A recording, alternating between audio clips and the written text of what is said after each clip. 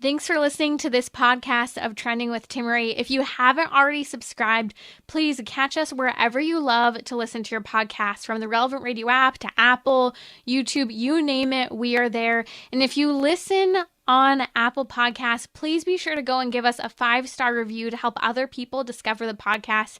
Anything you share in terms of episodes, whether it's texting it to a friend, posting on social media, helps to build up the kingdom for God, to help confront the challenging issues we face as a culture, but with joy, with hope, and with an eternal perspective where our faith collides with everyday life, bringing eternal principles to help us live our life joyfully. So, what's trending? Bridging your Catholic faith with your everyday life. You're listening to Trending with Timmerie on Relevant Radio.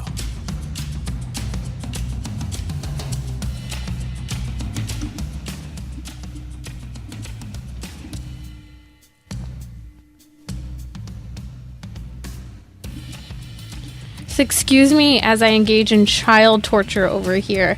I'm back from maternity leave, and I know a lot of you have been praying with and for my family with everything that's been going on. And my baby girl's doing well. Her heart, we're working through the heart issue. She has 3 holes in her heart, and then some high pressure in part of the heart that's increasing that difficulty that led us to the hospital originally, that indicated all of the challenges that we ended up having with being in the NICU right after she was born. And it's interesting because what we learned, one of the things that was actually impacting, causing more strain on the heart, was her tongue tie. She had a tongue, lip, and a double tie on one side of her cheek. And so we took care of all of that, did a laser surgery last week on it. And if you had a child with tongue tie, you know those torturous exercises that you have to do. I try to turn her away from me as I massage in those wounds. Last time I had it with my first daughter as well, and I think they told me to do it for 3 to 6 months. I think it was almost 6 months. Not as often as in the beginning. You have to do it 6 times a day, and it truly is child torture. I feel it's so odd when I'm sitting here, pushing in her little wounds, trying to make sure that they stretch, and doing her mouth exercises. I try to avoid eye contact with her, and after she's done, I'm sitting here consoling her, going, "Oh, it's okay. What happened?" I feel like a little kid that is a bully and picks on another kid, and then the parent turns around and looks, and then you pretend like you're doing nothing wrong. That's what I feel like when I'm doing these exercises on my daughter.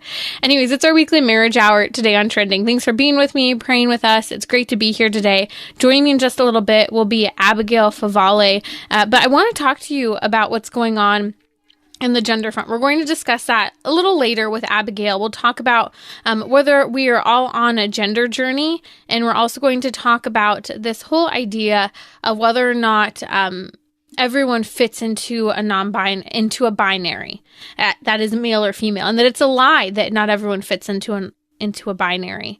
But before we go there, I do want to talk about a common sense law that protects children and reinforces parents' rights.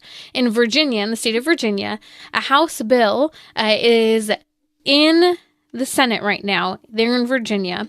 It's a Democrat-controlled Senate. It's actually, fascinatingly, this week just passed through an education and health special committee. That's after already having passed the House there in Virginia. It's called SAGE's Law. And basically what it does, it requires schools to basically give information to parents if a child gives any evidence about experiencing gender confusion, gender dysphoria. You have to loop a parent in. You can't hide information from the parent. You have to include them and converse with at least one of the children's parents. The second thing is that it would actually ban biological men and boys from competing in sports specifically meant to be for women and girls. This is important. We're talking about Title IX and why Title IX was implemented for fairness in one area, including sports, but also to protect women, for example, in locker rooms, which we talked about yesterday here on Trending. You need to go and listen to yesterday's episode if you haven't already. There's a link on my Instagram story and social media if you want to check that out. But we need to pray in Virginia and many states that are passing bills and laws specifically addressing parents' rights, protecting women, and putting the kibosh on this insanity about male and female, because it's important that we have that understanding in society, especially with children, and we continue to uphold it. Here's the bottom line. Number one, parents have a right to know what's going on with their children. This is why it's a good bill and it should be a law. Number two, school educators should keep nothing from parents. Period. I shouldn't have to repeat that. Parents have the best vested interest in their children and their thriving, and parents shouldn't be left out of the loop. Parents also, and this is a reminder for parents, need to support teachers and help keep them in check with healthy engagement. And I say healthy engagement because I think there's a lot of, well, my kid didn't do that, or my child's perfect, even with well-intended parents. I'm thinking of a friend recently. We know the principal of this friend's school, and the friend contacted us because they're getting ready to touch base with the principal because they assume that their child has done nothing wrong in a particular situation, which some of the details came out. And I'm kind of sitting here thinking, I don't know. Do you really want to assume that your really little kid didn't do anything wrong in this situation and you'd go right to the principal? I think that I bring this up because we have to have that perspective that teachers in some respects have lost respect for parents because parents have on one spectrum been disengaged and on another spectrum are just quick to jump in and criticize and hit the teacher for every little correction that their child receives rather than coming alongside and keeping them accountable. So that's, I think, the perspective that we should have, especially when we see laws like this potentially being passed in various states. God bless legislators and pray for them in the state of Virginia who are fighting for this. And we pray for conversion of heart and mind as we hopefully will see the passing of House Bill 2432, known as SAGE's Law, to protect children and uphold parents' rights. You're listening to Trending with Timmerie here on Relevant Radio. I want to talk about gender today. It's a hot topic. We've been talking about it a lot lately, as we always do here on Trending. But one of the common things you hear is that not everyone fits into a binary. That is, not everyone fits into the category of male, and not everyone fits into the category of female. Joining me today to discuss this is Abigail Favale. She's a professor at McGrath Institute for Church Life at the University of Notre Dame, and she wrote the recent book over the last year published called The Genesis of Gender. Welcome to Trending, Abigail. Hi, I'm glad to be here. Let's talk about this idea that not everyone fits into a non-binary. I'm fascinated that in an age of quote-unquote scientism, that people even claim this because it's rather not scientific, nor does it fall in line with our deeply held Catholic beliefs with regard to God creating us a male and female. Yeah, it's pretty wild, I have to say as well. And okay, so the first, I guess, angle to address this question is the argument that sex is a spectrum rather than a binary, right? Because that's kind of the talking point, that there isn't just male and female, but there's this whole, sometimes people say a spectrum, sometimes people will say sex is like a constellation of different things, and, you know, everyone has their own special constellation. But when we're talking specifically about biological sex, that's just simply not the case. So there's a pretty hard binary when it comes to biology, and that's true not just of our species. That's true not just of mammals. That's true of any sexually reproducing species, whether plant or animal, right? So there are only two gametes, male and female gametes. There's no third gamete. There's no third sex. So it's a very clear and stable binary when we're talking about biology. Right. And I appreciate that you emphasize that because I was floored when I ended up in the NICU with my newborn. I'm at the Children's Hospital and I'm filling out paperwork and they're not asking for biological sex. They're asking for gender, and they give this massive array of options. And I'm thinking, I'm at a children's hospital and my child is 4 days old. Are you kidding me right now? And I think I wrote in there, I marked it off, and then I wrote, please treat my child as a biological female, just to be clear. But it's true. We need to address that in that direction. And we do acknowledge, and I do always want to give that caveat, Abigail, that there are very rare exceptions where there is ambiguity, where let's say the genitalia of a child presents itself as ambiguous and you're not quite sure. So what do? You check the chromosomes, and usually you have an answer there. Or where the chromosomes are damaged, usually the genitalia is presenting itself more in one direction. But these exceptions can often be solvable by comparing one versus the other, or two, are so rare that in those exceptions, they're considered an anomaly. And those are the cases where we really need to have that utmost concern and affection and mercy in those situations. But that's not what's happening today. And I think it's important to acknowledge that. Yeah, absolutely. I love that you brought that up because I really think that people need to be aware of disorders of sexual development, because that's the most common argument that's used to uphold this idea that sex isn't a binary. So people will say, well, intersex people exist, right? But you're exactly right. There are a whole range of different conditions that can disrupt normal sexual development. The vast majority of these do not actually result in sexual ambiguity. And those that do are very complex and very individualized cases. And in those cases, you really need to just look at the person as a whole, because even in those cases, the body itself will be tending toward a particular pathway of, being ordered toward the production of a small gamete or ordered toward the production of large gametes and gestation, right? So it requires a multidisciplinary team looking at the person as a whole. And this is another kind of rhetorical tactic that I see, is completely disregarding the organization of the whole and basically reducing sex to a bunch of different disparate characteristics, right? So saying, well, there's chromosomal sex and there's, genitalia and there's hormonal sex, as if the fact is that in 99.99% of births, all of these different sexual characteristics come as a package deal in one organized whole. So you really have to think structurally when you're talking about biological sex. So the structure of an organism as a whole and not just individual traits. And I appreciate you saying that, Abigail, because we're talking about differences on the level of male-female differences in neuroscience being discovered. I mean, many neuroscience scientists that don't even have perhaps an ideology in one way versus the other are being called neurosexist today because they're recognizing these differences. Medication impacting men versus women differently, not based on weight, height, etc., but actually based on biology, male or female. And so when we look at all these dimensions, all the way down to the way muscle fibers and tissues are developed and the way they're developed for power versus endurance between the differences of male and female, it's absolutely riveting that any scientist should actually be excited to talk about the differences rather than trying to say there's no such thing and making it ambiguous, which I would argue really is a severe philosophical error today, because people will ask, Abigail, why force a person to fit into a binary? And I think if we start with a philosophical worldview that is so flawed to say that there's no such thing as male and female and that each have a nature, then we do kind of go that far as to say, well, everything's ambiguous. Right.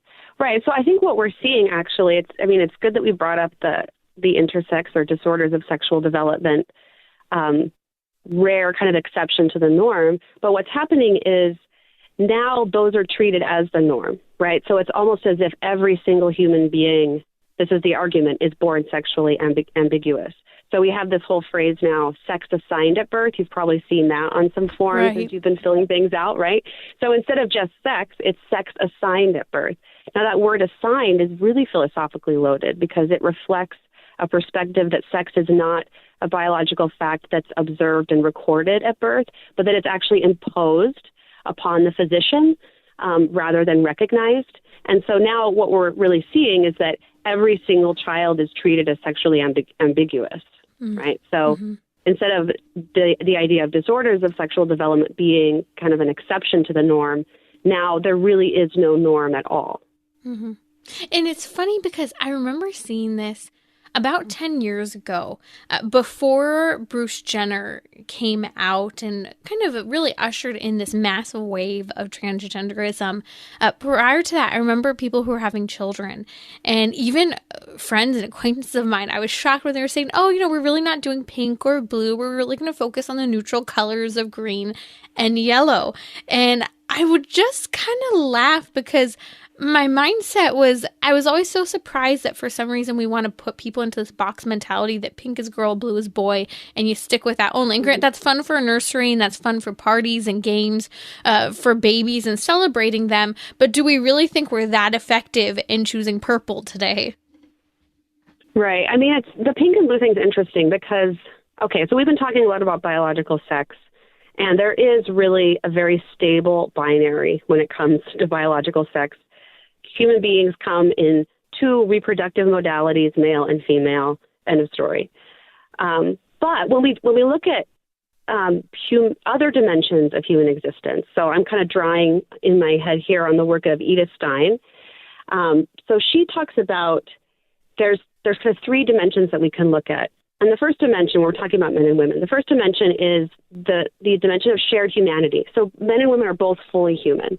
Mm-hmm. So the full range of human capacities and traits is shared by both men and women. So they're both fully rational. They both have free will, these sorts of things.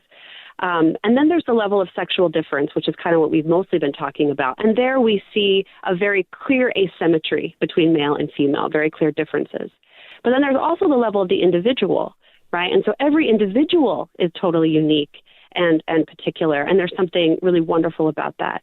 So a particular woman, she might not be she might not reflect some of the average, say, attributes or personality traits of females, but that doesn't make her any less female or any less of a woman, right? So I think it's really important to kind of keep all three of those dimensions in mind, because at the human level and the individual level, we're not dealing with hard binaries, right? But when it comes to sexual difference, there is very clear asymmetry. But if we're thinking about all three levels, I think that gives us a more robust and holistic way of thinking about people that allows individual differences while also not denying the reality of sex. Mm-hmm. And even with an example of that particular, that I think is important to give the philosophy, give the understanding, because that's what's so profound about St. Edith Stein, those three dimensions: shared humanity, sexual differences, and the particular.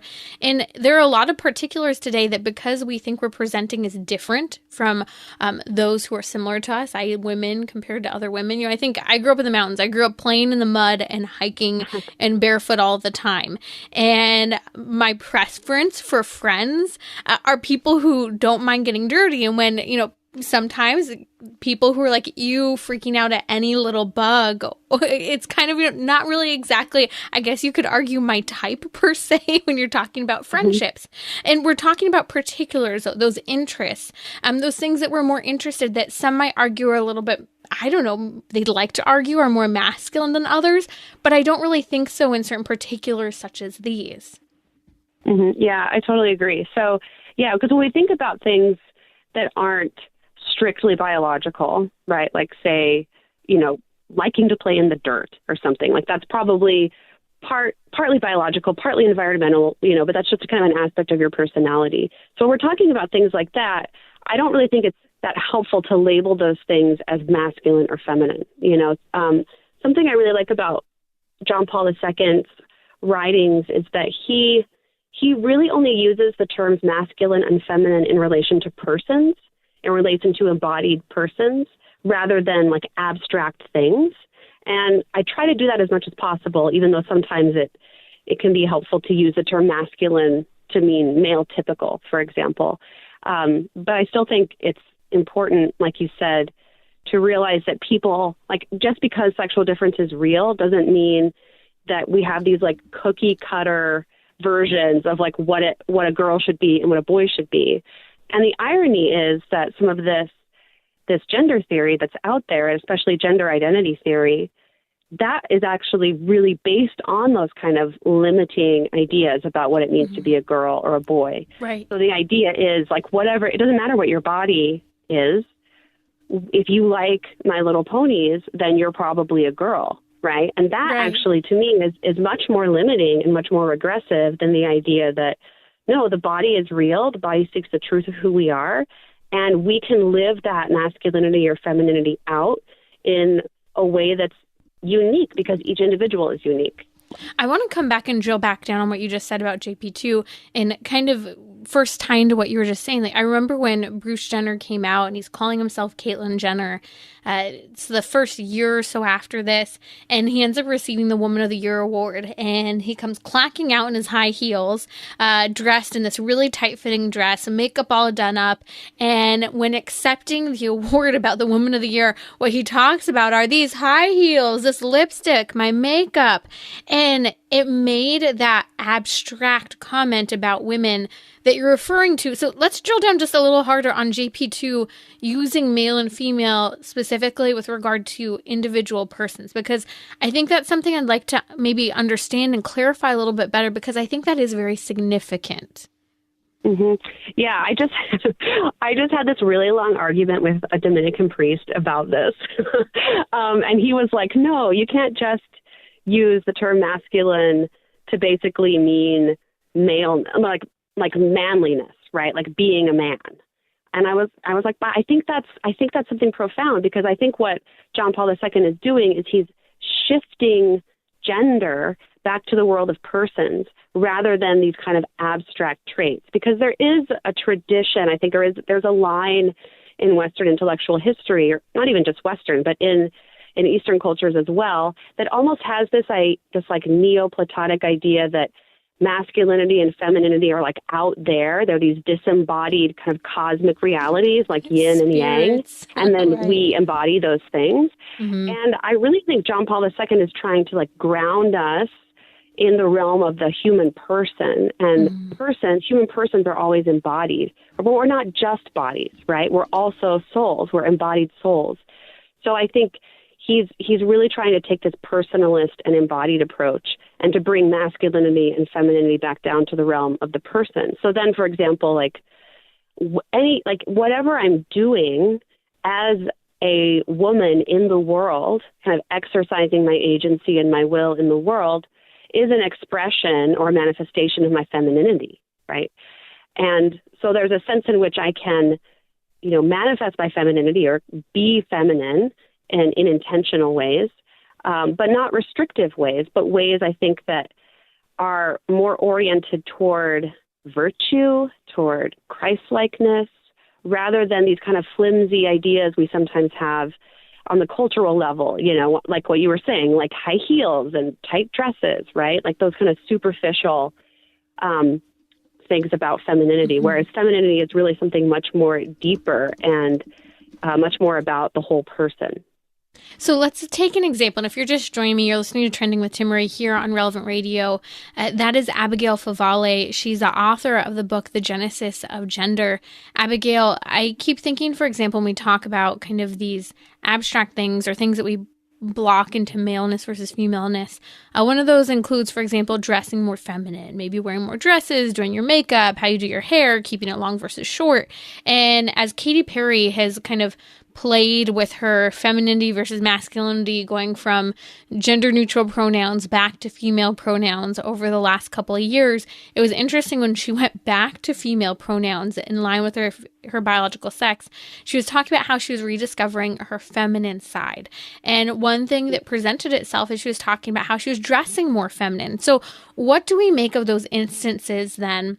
And I know you're not a therapist, but I think there's a lot we could talk about when women who are biological female struggle with gender identity and then start to work it out, and they do present more feminine in the way they present themselves, such as Katy Perry. Yeah, it's really interesting. I mean, so any culture that exists is going to have some kind of cultural expression of sexual difference, right? Because every culture has to deal with sexual asymmetry because that's like the ground of human existence, right? So it's this essential difference.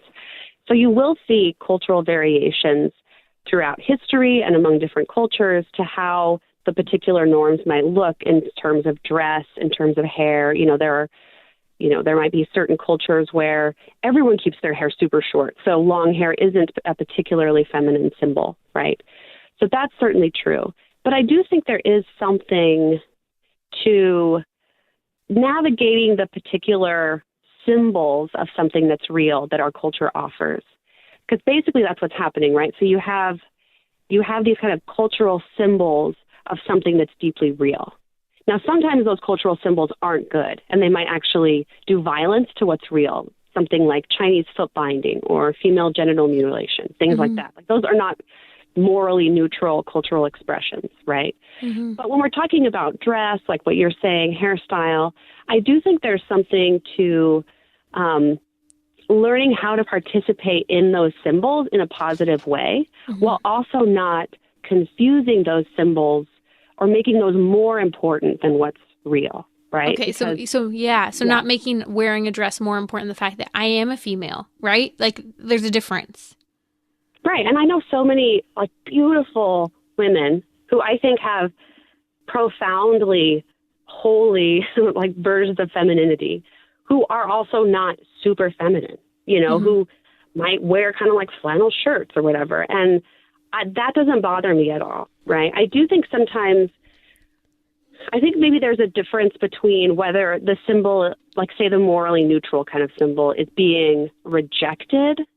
I think that might be a sign of some kind of like deeper dissonance with one's gender that I think is perhaps like a source of disintegration that should be, you know, kind of looked at and considered and contemplated and explored, right? Yes, and I appreciate you saying that, because I worked with a lot of young women who think that there's something wrong with them because they're rejecting wearing a dress or they're rejecting makeup, but they're not rejecting the fact that they are feminine, the fact that they are a woman, and that's a really important distinction. That's Abigail Favale today on Trending with Timmerie. We're going to be back in just a moment. We're going to dive into that question and common topic we hear.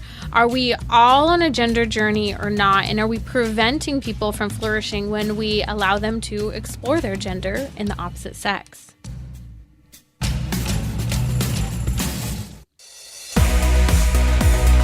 You're listening to Trending with Timmerie, where you can discuss what matters most to you.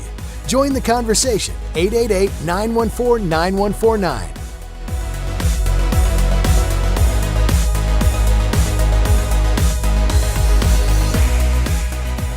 Welcome back. If you'd like to weigh in on the conversation, ask your question, reach out on social media at Timmerie, Timmerie. I put that question up there on social media, especially Instagram.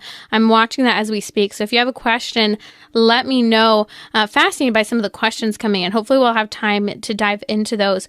Joining me now is Abigail Favale. She's a professor at the University of Notre Dame, and she's the author of The Genesis of Gender. We're drilling down on specifically the topic of gender. We were talking before, and I think this is really important. So if you missed the conversation, catch the podcast later. You can subscribe at relevantradio.com/trending, or wherever you catch your podcasts. We're there, Trending with Timmerie. But we were talking about the lie that not everyone fits into a binary. Now we're going to transition. And again, that's a lie. Everyone does fit into a binary. We did talk about those rare medical exceptions. But are we all on a gender journey? I think this is an important question today, because as we were discussing before, there is kind of this crisis that some people are experiencing where, Abigail, people will say, well, you know, I don't like dresses and I don't like makeup. I was talking to a 15-year-old recently, and, you know, she was having this massive crisis. She comes from a great family, you know, very, very masculine men in her family, tons of girls, and she just felt very off because she thought, you know, am I a man because I'm rejecting these particular things? And I did say, we should say, it's puberty, right? We're doubting ourselves. We feel uncomfortable in our own skin. We want to wear baggy t-shirts. And that's a common thing that some girls go through. You know, some want to really flaunt it. Some want to hide what they have. And so that kind of brings to mind the whole question, whether it's a 15-year-old girl or even a 45-year-old man. Are we all on a gender journey? What are your thoughts on this particular topic, Abigail? Because it's kind of trendy in theology today, as well as we're talking and debating about gender. Well, my first instinct, anyone says anything about gender, is I want to say, okay, define your terms for me, please, because there are so many different definitions of gender. So everything depends upon what you mean when you say gender, right? So I would say, like, for the most part, when people talk about gender journey, they're using a concept of gender that's relatively new, and I'd say has really come to prominence in the last 10 years or so. And that is the idea that gender is this deeply felt sense of self, this self-concept of oneself as a man or a woman or a boy or a girl or neither. And that sense of self is so profound and unchanging. Well, except that it might change because we're all on a journey. But it must be expressed and it must be expressed physically on the body. It must be expressed through the clothes that we wear. So there's this real emphasis on what it looks like, right? Like what we look like, as if that's almost the most important thing about being an authentically masculine or feminine human being. And so I would want to just sort of shift away from that. Like whether you're a man or a woman, I'm going to go out on a limb and say it actually has nothing to do with what you wear or what your hair looks like. It has everything to do with the kind of body you are. Yes. Okay. Just So that's men, the please don't wear foundation of rompers, it, right? Yeah. So first of all, like, let's just diffuse that the importance of clothing and fashion and expression, which I think social media has just like heightened to a pathological degree, right? It's almost like we have this idea that we're these avatars. Like I'm an avatar and I have to sort of like continually shift and change and shape my avatar so that it's perfectly expressing this sense of self that I have, right? And I really think that that's a kind of fallen anthropology. Like that's a fallen understanding of the human person. And when I think about the word journey too, like, well, what's the trajectory, right? Every journey is heading somewhere. Okay. So I might think like I'm on a gender journey in the sense that like I'm on a journey toward Christ and I want to be continually transformed more deeply into the woman who God has created me to be. Right. So there is this sense of like dynamic growth and integration that's possible. But the gender journey idea is often about it doesn't seem to have this particular trajectory, and it doesn't seem to be about wholeness and integration, but it really seems to be about like customizing oneself as if your body is an avatar.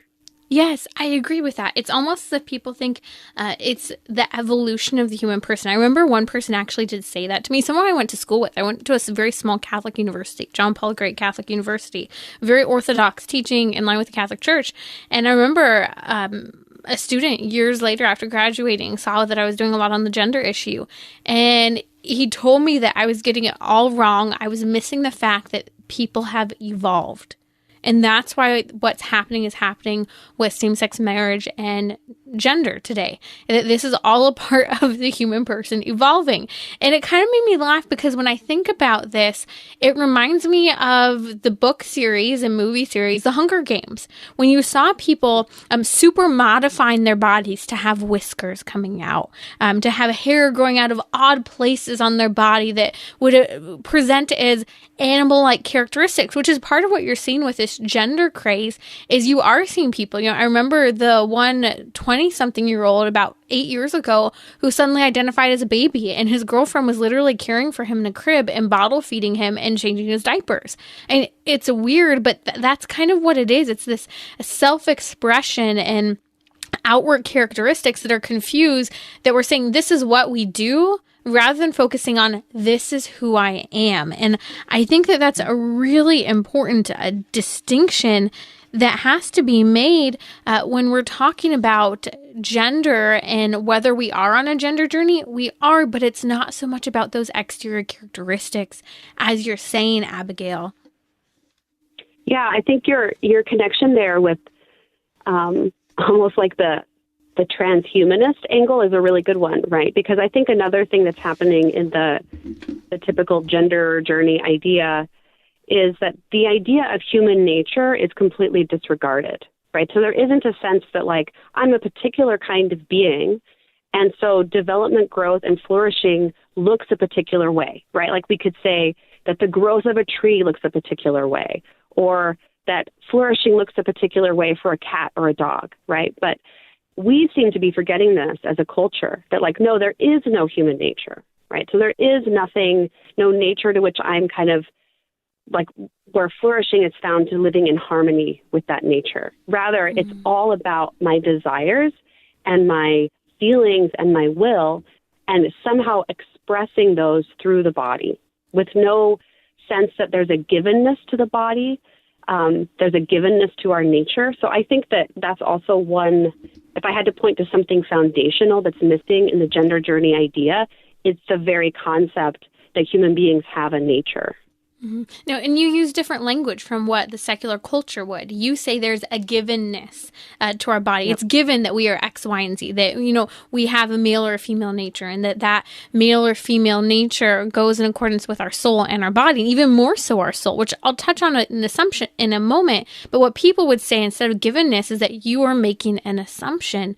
I think it's helpful to pull in what the Catholic Church says on this. And we spent a while with licensed marriage and family therapist Michael Gasparo actually talking about this, and that is where the Catechism of the Catholic Church, in two very profound paragraphs, paragraph 2332 and 2333, talks about how everyone, man and woman, should acknowledge and accept his sexual identity, and talks about how sexuality affects all aspects of the human person, including the body and the soul and the unity of the two. But another area, I think, when we're talking about whether or not gender is a journey that we're all on, it actually says in the catechism there that everyone, man and woman, should acknowledge and accept his sexual identity. And I think there are a couple of things that have to go in between acknowledging and accepting it. I think all of us, no matter what our broken or unbroken past might be, need to kind of walk through this journey with regard to our maleness, if you're a biological male, or femaleness, if you're a biological female, of acknowledging the difference, getting to know it, really taking a deep dive into what does this mean, accepting it and embracing it, and not reducing it again to exterior characteristics that are a part of it, but not the fullness of who we are. Right. Yeah. And not confusing that, like accepting and acknowledging one's sexual identity, not confusing that with, imposing on myself all the stereotypes that my culture associates with women or men. Right. So I think there's something, when the Catholic Church talks about sexual identity, first of all, they mean something much that is connected to who we are in our nature. There's this givenness, right? Whereas I think identity in a secular understanding is much more about how I feel rather than objectively who I am, right? So there's this kind of objectivity to the idea of sexual identity in the Catholic understanding, as opposed to identity being purely subjective, because that's what we're seeing mostly in contemporary gender theory, is that gender and identity are purely subjective self-concept, right? And so that the understanding of identity in a Catholic view is very different. So they're using the words identity differently there. So we established that difference between maleness and femaleness, and even the fact that we are all on sort of a gender search and discovery, but in line with our biological sex. Yet a lot of people will say it, well, why would you deny someone else their ability to flourish in another identity today? Yeah, I mean, that's a really good question. I guess one way I would respond to that is to dig into this idea of flourishing, right? Because I think that there is a different understanding of flourishing. So I'm working with the idea that flourishing is living out the fullness of who you are as a creature, right? So your nature as a creature. So I'm drawing not only from Catholic tradition here, but also just classic Aristotelian philosophy, right? That there's a way to be a human well, right? And that looks a particular way because human beings are a particular kind of thing. Now, that's a very different kind of flourishing than just the ability to do whatever I want with as few limits as possible, right? So I would say that going to war with one's biological sex is not a road to flourishing, right? Ultimately, in the end. And that there's real cost to that, both physical and also just holistic costs. So I don't buy the idea that every fulfilled desire is by the fact that it's a fulfilled desire also a kind of flourishing, right? Because that totally overlooks what flourishing means when we're talking about human beings.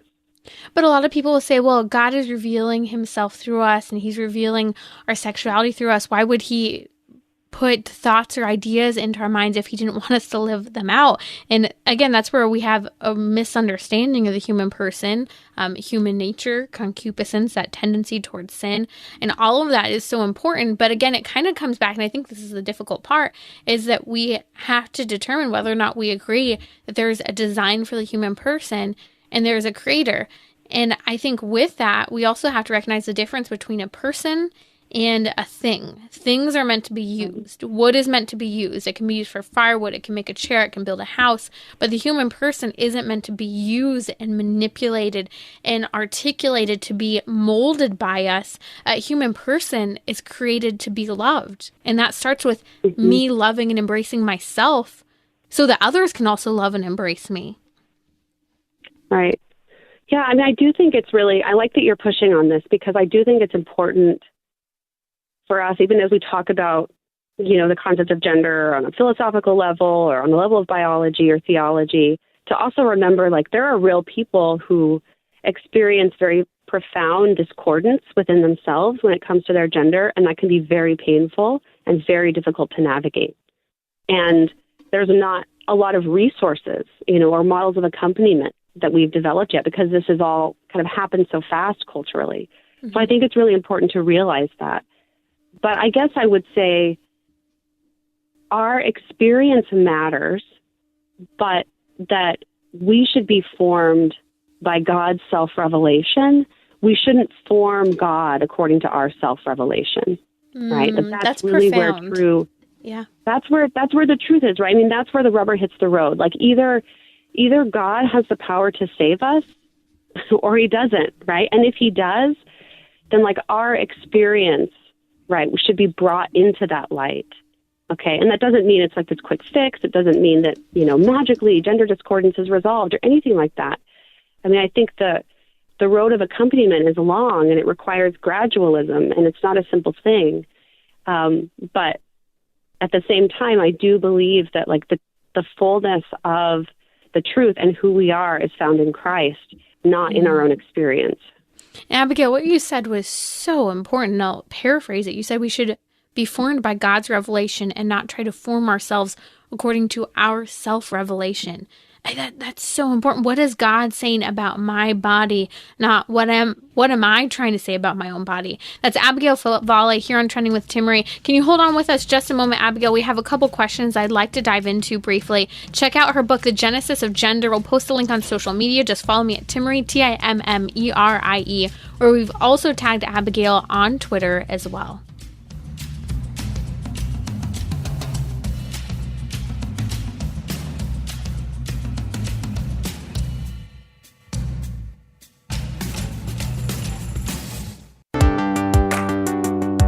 You're listening to Trending with Timmerie, where you can discuss what matters most to you. Join the conversation, 888-914-9149. Welcome back to Trending with Timmerie. Abigail Philip-Vale here with me. She's author of Genesis of Gender, and she's also professor at the University of Notre Dame. Abigail, a couple of questions came in that I thought were just interesting and thought-provoking. And one of them was from Mark. Mark called and he was asking if we thought there's a correlation between good-looking men having a tendency to be more gender fluid than the rest of the population. I have no idea. I mean, personally, I really like men who look like lumberjacks, so that's not super gender fluid. So I don't really know how to answer that question. What do you think? I think it's interesting. Again, it's a curveball, but it's fun. And people are actually asking these. And I understand, like, when they say, like, better good-looking men. Well, I think that's subjective, right, to the individual. But I do understand when they're saying there can often be very beautiful looking characteristics of some of these men who are expressing themselves as gender fluid. And I do think that's legitimate. I think there's a man who I can say, okay, is really, really handsome. And there's also a man who I can say he's beautiful. And I mean that. And that's not less masculine. But I do think it's an interesting question to be asking. And I don't have an answer for it. Well, I wonder, too, like, as the more you're talking about the question, too, I'm just thinking about, like, the the rich artistic tradition we have, especially in the Catholic world. I mean, just, I was in Rome for the first time, and just seeing these beautiful sculptures of male bodies and female bodies, but some of the male bodies were like, they're very graceful, very beautiful, very smooth, right? So in ways that, again, like we would have this caricature of being feminine, but it's actually just a very beautiful expression of masculinity, right? So right. I think the problem is maybe our like framing of that as gender fluid in a way, right? And again, this kind of like makes the boxes of like real man and real woman more and more restrictive, right? So I would want to say like, yeah, a man who's beautiful in that way is still a man. Like, we don't need to put him in this special category. Right. Yeah, I agree. It is an interesting thought, though. And again, I think it does come back to that subjective interest in the individual, but I do see that kind of correlation in a certain respect, I guess you could argue. Another question that came in from Brittany, which, by the way, says she's a huge fan of yours. She said, do you have any recommendations for a counselor trying to survive university with this topic? Oh, so like being a university student or being a counselor to students, do you know? I think a counselor to students, it sounds like. Oh, man. I don't know. This is hard. I mean, I think in some ways, like I have an easier job because I'm engaging with this topic, like theologically and philosophically. I think it is the pastoral level that is the hardest, whether you're a therapist or a priest, right? Because you have to meet someone where they are, right? So, and correction. I do think she's actually a student in training to be a therapist. Okay. Yep. Okay. Oh, geez. Well, keep one hand firmly on the rail of reality, I would say. And, be a question asker. That's what I would say. Ask questions. I think so much of the deadening of the university culture is, kind of people falling into groupthink, and there's an accepted narrative and no one ever questions it. And so I think just being curious, I keep getting struck by how incurious some people are about the topic of gender or the topic of gender transition, and when I ask questions about it, like say on social media, people will say, well, why do you hate trans people? And I'm like, well, if I hated trans people, I would just not be talking about this at all. Right? This is a hot potato. But the fact is I do care about people who identify as trans, people who are gender nonconforming. And I'm genuinely curious and I have a lot of questions about this framework we have embraced as a culture. And so I'm going to ask those questions, right? So that's what I would say. I would say stay grounded in reality and become a curious question asker. I think that's a fantastic point of like reference of this is who I am, this is where I am with regard to the transgender topic in therapy. Some resources all throughout there. One of our guests we have on regularly is licensed marriage and family therapist Michael Gasparo. He's worked with reintegrative therapy, which helps to kind of dive into a lot of the research on this and even address, the fact that there are a lot of comorbidities for people who are really suffering from gender dysphoria, that often there are things that were going on in their life far prior to a sudden onset, because for many people today it's a sudden onset of gender dysphoria that need to be addressed prior to just focusing in on the gender crisis itself. Let's focus on those other things that could be presenting, such as depression, anxiety, cutting, suicidality. I mean, so many things that are pre-existing and comorbidities. So reintegrative therapy is a great resource, and they've got tons of research there. Listen to the episodes with Michael here on Trending. I'll actually post a link to some of his episodes here in the episode notes for today's podcast. But also Dr. Laura Haynes, we've talked to her before here on Trending. She's retired from being a clinical psychologist because she's specifically focusing just on the research of this, and her research is phenomenal. She's presenting at international theology and psychosomatic presentations and conferences because she's saying, hey, the research is there. We don't have to make up our research. It's pretty conclusive. Whether it's people try to say that a person's born gay, The research actually says no one's born gay. And she presents this over and over again. So I think those are some really good resources to tap into and recognize you're not alone on this issue. Abigail, thank you so much for joining us. Thank you for your book, The Genesis of Gender. It's a topic a lot of people are not willing to dive into, yet it's a hot topic that we all need to be prepared to address. And as I was saying earlier in the week with Michael Gasparo here, when we're addressing this with an individual, whether it's a pronoun crisis with someone we know, or just talking out in theory, asking the Holy Spirit to help us understand this issue better, help us to articulate it, helping us to know what to say in those particular circumstances, whether maybe it's a little awkward because someone's asking you to use gender-neutral pronouns, or the conversation's a little heated.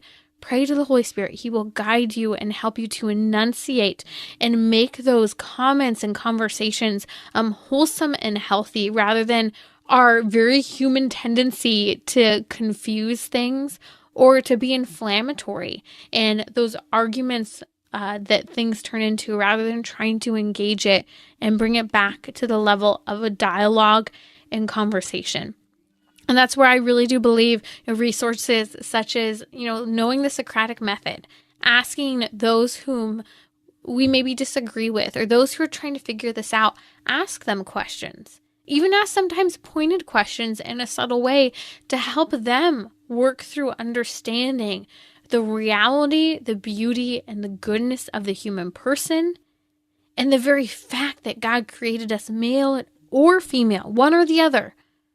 Not a confusion of the two. And that as the Catechism of the Catholic Church and the great wisdom of the Church has emphasized time and time again, that there's a unity of the human person in our sexuality that compiles of both our body and our soul. And that we need to not overemphasize the body, and that we need to embrace the dimension of the soul. Because as we know, when we dive into philosophical understanding of the human person, we're body and soul, but mostly soul. Matter and form. If you dive into philosophy, we need to understand that the two can't be separated, and the soul must be emphasized as giving that veil of definition and ability to flourish in everything we do as male or female.